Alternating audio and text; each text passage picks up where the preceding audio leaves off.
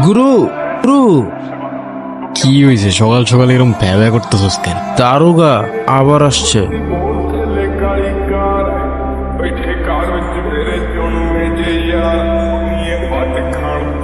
আসতে কোনো কষ্ট হয় নাই তো দারোগা বাবু? তুই থাকতে কি আর আমাদের সুখ আছে?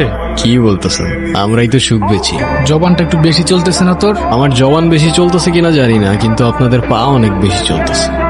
হঠাৎ লাল কুঠিতে পকেট খালি নাকি? জবান সামলায় কথা বল, নইলে 300 সাথে ঢুকাই দেবো। বুঝি বুঝি, এইটাই তো। নেন, রাখেন আর কাটেন, নাইলে 307 করতে কিন্তু আমাদের 7 সেকেন্ডও লাগে না।